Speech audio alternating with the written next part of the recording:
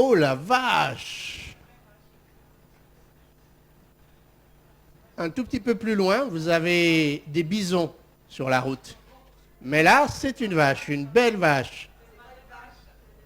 C'est une vache, elle a des tétines. J'ai fait le tour de la bête. C'est une vache, elle a des tétines. Oui, elle a des grandes cornes. C'est une aubrac ou une je sais pas quoi, mais en tout cas, c'est une belle vache. Oh la vache! Qui de nous ne s'est jamais sali les mains? Ça arrive tellement vite. Bientôt, c'est le printemps, on va tous se mettre à jardiner. On trifouille un peu dans la terre et hop, on a les mains comme ça, pleines de patates. Non, toutes sales. Ça peut être aussi parce qu'on est à vélo et puis que la chaîne déraille. On n'a pas forcément des gants avec soi et du coup, on a les mains pleines de cambouis. Voilà. Il y a d'autres circonstances où tellement facilement le papier craque et hop, et on a les mains toutes sales. Mais ça peut arriver aussi qu'on salisse autre chose, qu'on tâche autre chose, notre conscience, qu'on se salisse les mains non pas au sens propre, mais au sens figuré, et que notre conscience soit entachée, soit salie. Qu'en est-il du blanc chemin immaculé du 1er janvier 2026 ? Est-il encore aujourd'hui, début février, blanc et immaculé comme ça, quand on se retourne? Ou l'avons-nous déjà couvert de certaines traces pas top? Pour nos mains, c'est facile. Quand on a les mains sales, on va au lavabo. Enfin, j'espère que vous y allez. Mais pour notre conscience, quand on a la conscience sale, on va où? On fait quoi? Eh bien, Dieu a donné une réponse et Dieu nous invite dans sa parole à une démarche de foi. Approchons-nous donc de lui avec un cœur sincère et objectif, dans la plénitude de la foi, les cœurs purifiés d'une mauvaise conscience et le corps lavé d'une eau pure. Il y a donc, de la part de Dieu, un moyen, un lieu, un remède pour nettoyer nos cœurs et nos consciences quand ils se sont salis. Pierre, comme Paul, affirme clairement la puissance et la valeur du sang de Christ pour purifier nos cœurs et nos consciences.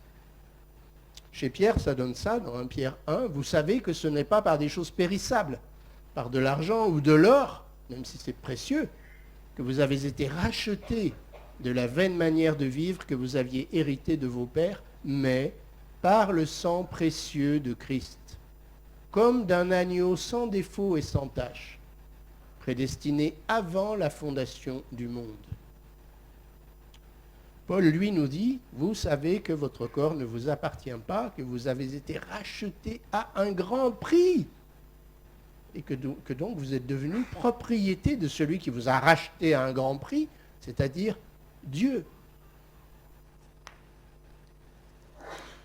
L'Épître aux Hébreux, on ne s'était pas du tout donné le mot avec Eddy, puisqu'il a su il y a peu de temps que c'était lui qui présentait la Sainte Seine, mais l'Épître aux Hébreux exprime l'excellence, la supériorité, la perfection de l'œuvre et du sacrifice de Christ par rapport à tous les sacrifices d'animaux de l'Ancien Testament. Par exemple, Hébreux 9, verset 13-14 nous dit ceci, « Car si le sang des taureaux et des boucs et la cendre d'une vache répandue sur ceux qui sont souillés sanctifie et procure la pureté de la chair, combien plus le sang de Christ, qui par l'Esprit éternel s'est offert lui-même sans tâche à Dieu, purifiera-t-il votre conscience des œuvres mortes, afin que vous serviez le Dieu vivant. » Alors, quand on parle d'un agneau sans défaut, sans tache, ça nous fait un rappel de ce qui s'est passé, par exemple, lors de la toute première Pâque. Quand le peuple juif a quitté le pays d'Égypte, il devait sacrifier et manger un agneau pur, sans défaut, sans tache, de 1 an, dont le sang devait couvrir le linteau et les poteaux de la porte d'entrée de la maison. L'agneau, quand on le voit là, tout mignon, tout blanc, tout petit, c'est un symbole d'innocence, vous êtes d'accord? un agneau, c'est innocent. La victime qui s'est substituée au pécheur pour être égorgé à sa place devait être symbole d'innocence. Et Jésus était l'innocence parfaite, puisqu'il a été tenté comme nous en toutes choses sans commettre le moindre péché. Le taureau, on n'est plus dans l'innocence, là, comme symbolisme. Par contre, un taureau, c'est fort, c'est puissant. Celui-là, là, si vous êtes en face de lui dans l'arène, je ne sais pas qui court le plus vite. La puissance du péché. Le péché, c'est une puissance qui est nettement plus forte que nous, mais dont Jésus a triomphé par la croix. Jésus a anéanti la puissance du péché. Quelle grâce! Il l'a fait pour nous. Le bouc, le sang des taureaux et des boucs, une fois par an, le jour de l'expiation du temple, la purification du temple, une fois par an, quand le souverain sacrificateur allait entrer dans le lieu très saint, près de l'arche de l'Alliance, eh bien, on prenait 2 boucs et on jetait le sort. Un était égorgé, symbole de nouveau que celui qui porte la culpabilité doit être sacrifié, et l'autre était chassé vivant dans le désert. On le chassait le plus loin possible du camp. Et là, le symbolisme, c'est que, comme le dit le psaume 103, autant l'Orient est éloigné de l'Occident, autant il éloigne de nous nos transgressions. L'expression « le bouc émissaire » vient de là. C'était le bouc qui était porteur du péché et qui l'emmenait loin. Le bouc émissaire, c'est celui qui paye pour les autres. Lui, il payait, mais non pas en donnant sa vie, mais en étant chassé. Et dans le désert, sa chance de survie était assez faible, en fait. Mais surtout, l'idée, c'est l'éloignement. Voilà, quand on confesse nos péchés, Dieu les éloigne de nous, on ne les voit plus. Donc on n'est plus censé en être chargé, en avoir conscience, en être encombré. Alors, ok, on a l'agneau, on a le bouc. Par ailleurs, je ne sais pas si vous êtes approché d'un vrai bouc. Ça pouire, Bessire, notre péché pue. Et Dieu l'éloigne de nous. Mais où donc est la vache? Où donc est la vache? L'agneau, l'innocence, le bouc. Chassez loin de moi cette odeur nauséabonde. Le taureau, la puissance, la force du péché, vaincu à la croix, mais la vache. Où donc est la vache? Eh bien, il faut savoir qu'il fut un temps, en Israël, où si vous étiez juive, si vous étiez rousse, et surtout, si vous étiez vache, votre espérance de vie était sacrément raccourcie. Ce n'était pas la bonne combinaison. Rousse, juive et vache. Pourquoi? Parce que dans Nombre 19, il est dit, voici ce qui est ordonné par la loi que l'Éternel a prescrite, en disant, parle aux enfants d'Israël, et qu'il t'amène une vache rousse, sans tache, sans défaut corporel, qui n'est point porté le joug. Mais cette vache rousse, elle était égorgée. Elle était brûlée. Et on gardait soigneusement les cendres de cette vache rousse. Et elles entraient, vous pourrez lire le chapitre 19 du livre des Nombres, elles entraient dans une eau de purification. Elles entraient, c'était la composante essentielle d'une eau de purification. Et quand, par exemple, en marchant, en vous déplacement, vous butiez sur une charogne, sur un cadavre animal, ou sinon vous rentrez, vous allez chez le grand-père et il est mort dans la nuit et vous tombez sur lui, il est mort, c'est un cadavre. Le contact de la mort déclenchait une impureté rituelle. Alors vous n'aviez pas commis une faute morale, mais vous aviez été souillé, sali par un contact avec la mort. Et le remède, c'était qu'on prenait une petite dose des cendres de cette vache, on faisait couler une eau vive dessus et vous vous purifiez avec ça. Quel est le symbolisme? Ce n'est pas l'innocence, ce n'est pas la force du péché, ce n'est pas la puanteur du péché qui mérite d'être éloigné le plus loin possible. C'est le fait qu'elle était tuée une fois, mais qu'on recourait de nombreuses fois à son sacrifice. Elle était tuée une seule fois, mais on pouvait utiliser cette eau de purification tant qu'il y avait de la cendre. Et les cendres d'une vache, ça doit être assez conséquent quand même. Je ne sais pas s'il fallait une petite cuillère pour l'eau de purification, mais bref. Un usage répété sur la base d'un acte particulier. Jésus a souffert une fois pour toutes. Il a offert son corps, sa vie, une fois pour toutes.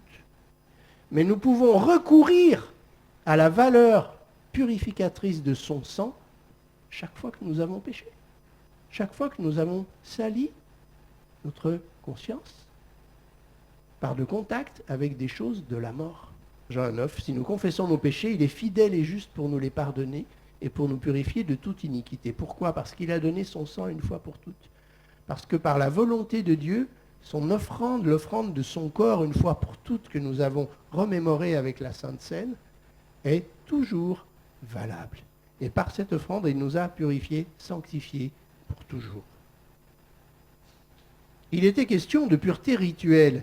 Ils s'approchaient d'un cadavre, ça les rendait impurs. Or, on sait très bien que depuis que Jésus refusait de se laver les mains, ça ne compte plus, l'impureté rituelle.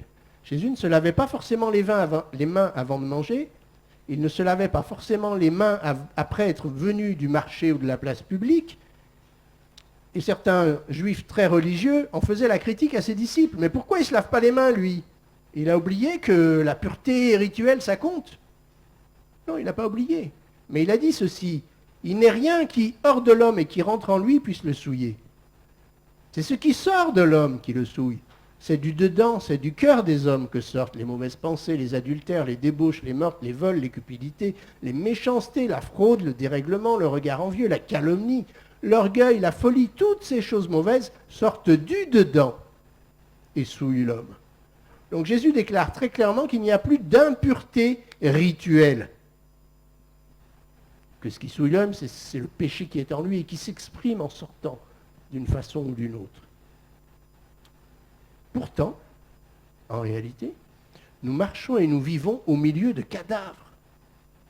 Dans Éphésiens 2, il est dit « Vous étiez morts par vos offenses et par vos péchés, dans lesquels vous marchiez autrefois à la manière du monde. » Et tous ceux qui nous entourent et qui sont encore dans cette situation-là sont spirituellement des cadavres.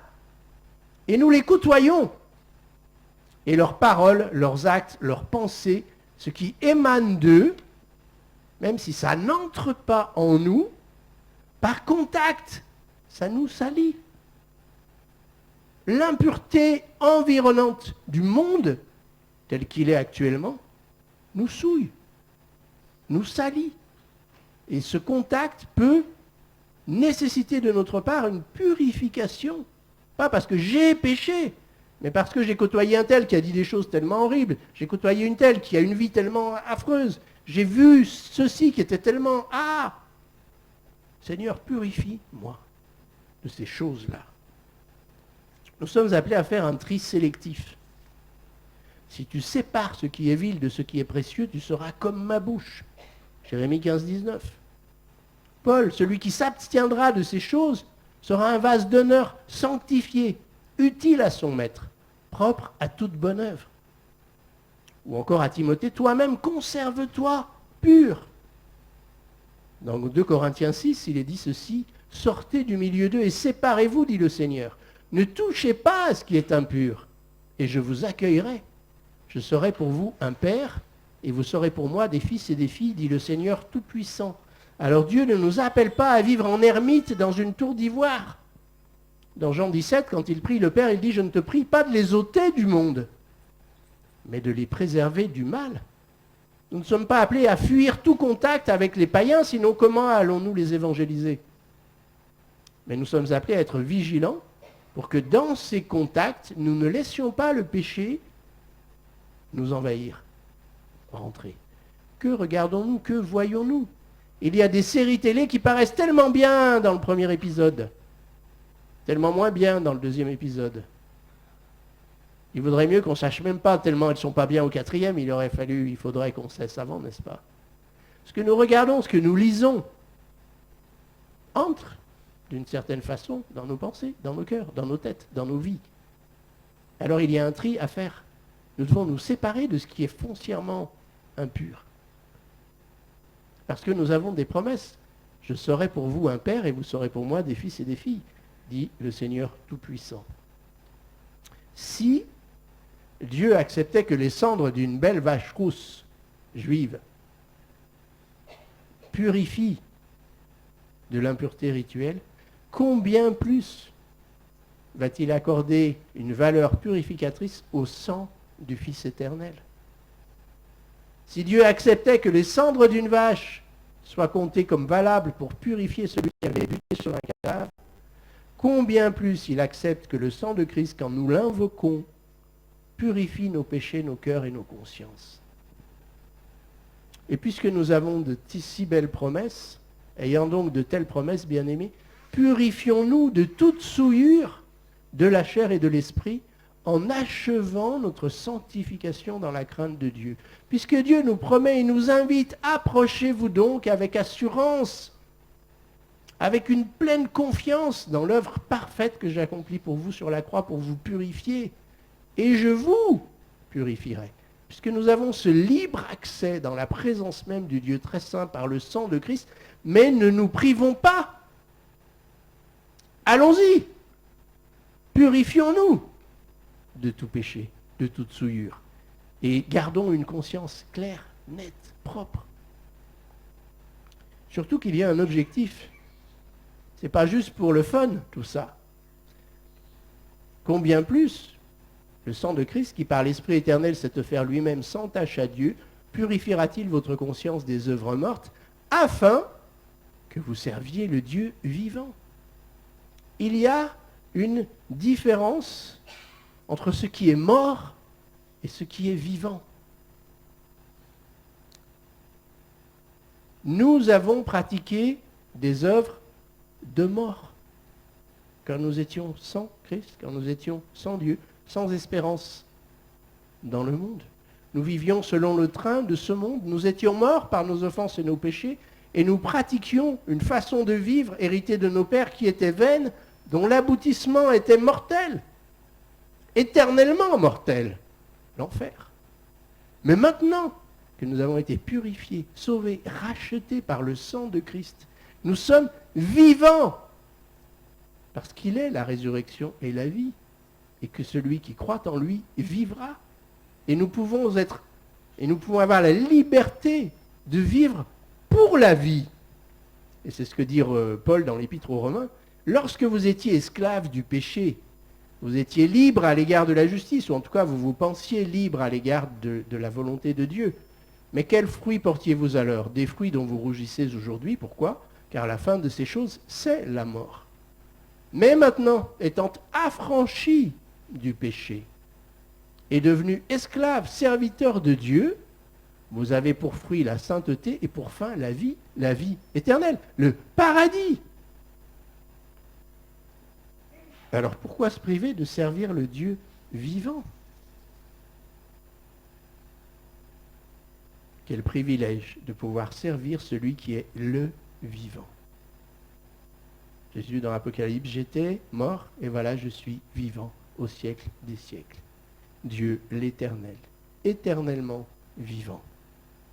C'est de lui que nous voulons chaque jour recevoir la grâce de vivre pour sa gloire.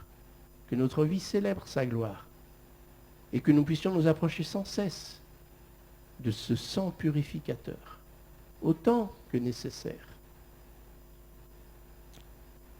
Dans Deutéronome, pratiquement à la fin du Deutéronome, dans cette parole magnifique, j'ai mis devant toi la vie et la mort, la bénédiction et la malédiction. Choisis la vie, afin que tu vives, toi et ta postérité, mais que tu vives comment? Que tu vives pour aimer l'Éternel ton Dieu, pour obéir à sa voix, pour t'attacher à lui, autrement dit, pour le servir, afin que vous serviez le Dieu vivant. Nous ne voulons pas être purs pour dire « Waouh, est-ce que mon auréole brille suffisamment aujourd'hui au-dessus de ma tête ?» Non, c'est pas ça l'idée. « T'as vu comme je suis pur ?» Non, c'est pas ça l'idée. L'idée, c'est être pur pour pouvoir servir la gloire et l'honneur d'un Dieu vivant. Vivant dans ma vie, vivant dans mon cœur, dont ma pureté est un petit reflet grâce à son sacrifice parfait.